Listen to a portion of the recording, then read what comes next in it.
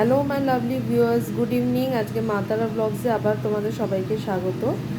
আজকে আবার একটা নতুন রেসিপি, বিকেলের স্ন্যাক্স বলতে পারো, নিয়ে চলে এলাম। এটাকে আমরা গোলা রুটি বলি। তো আমি আগে তোমাকে মিশ্রণটা দেখিয়ে দিচ্ছি। মিশ্রণটা ঠিক এমনি লিকুইড হবে। এটার মধ্যে আমি ডিম দিয়েছি। কি কি আছে আমি তোমায় বলে দিই। এটার মধ্যে আমি দিয়েছি ডিম, ময়দা, পেঁয়াজ কুচি, লঙ্কা কুচি, টমেটো, ধনেপাতা, নুন এবং স্বাদ মতন একটু দুধও দিয়েছি। টেক্সচারটা তোমরা দেখতেই পাচ্ছ, ঠিক এমনি লিকুইড হবে। তো ডিম আর ময়দাটা তোমাদেরকে একটুখানি মানে টেক্সচারটা যাতে এমনি স্মুথ হয় এভাবে দিতে হবে, ভাজতে হবে ঠিক এইভাবে।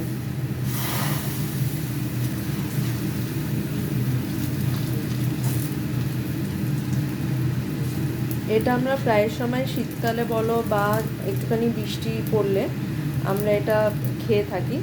খুব ভালো লাগে খেতে। খুব বেশি তেলও লাগে না, আর তেমন খুব বেশি খাটুনিও না। ওই ধরো পেঁয়াজ লঙ্কাটা একটু কাটতে হয়, ধনেপাতা আর টমেটো কুচুনি।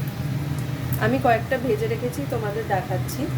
তো ঠিক এইভাবে হবে, একদম নরম। কিন্তু আমি হাত ধরে তোমাদেরকে দেখাচ্ছি এটা কতটা নরম। দেখো, এটা পুরো এতটা এইভাবে নরম হবে, ভীষণ নরম হবে খেতে। তোমরা এটা চাইলে সস দিয়ে খেতে পারো।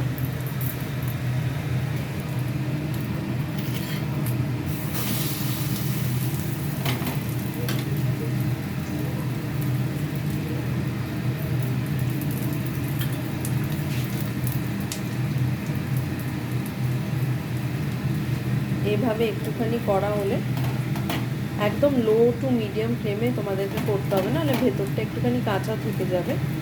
ভেতরটা যাতে ভালো করে হয় একটুখানি, ঠিক এই যে আমি যেমন দেখো লো ফ্লেমে করছি, তেমনি লো টু মিডিয়াম ফ্লেমে তোমরা করতে পারো।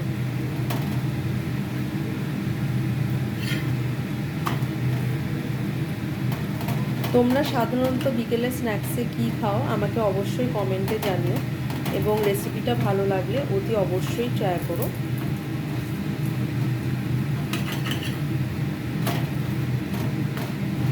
বাচ্চা থেকে শুরু করে বড়দের এটা সবারই নর্মালি ভালোই লাগে খেতে, একটু মুখরোচক টাইপের।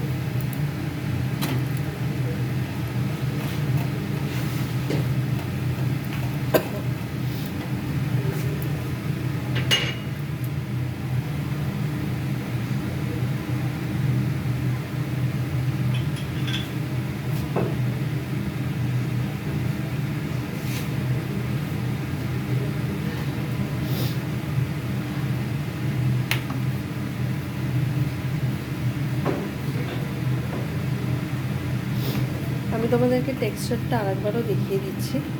দেখো, টেক্সচারটা ঠিক এমনি হবে, ঠিক এমনি হবে টেক্সচারটা।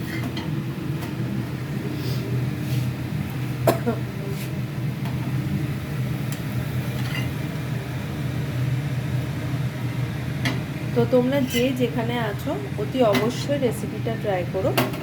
আজকে এটা যেহেতু ইভিনিং স্ন্যাক্স, এটা আমার একটা মিনি ব্লগস হিসেবে আসবে। আমাকে অতি অবশ্যই কমেন্টে জানিও যে তোমাদের এটা কেমন লাগলো দেখতে রেসিপিটা। আরও এমনি ধরনের যদি নতুন ধরনের রেসিপি তোমরা যদি ইচ্ছে থাকে জানা, আমাকে অতি অবশ্যই কমেন্টে জানিও। আমি নিশ্চয়ই চেষ্টা করবো তোমাদের বানিয়ে দেখানো। আজকে এই অবধি। Thank you, good night.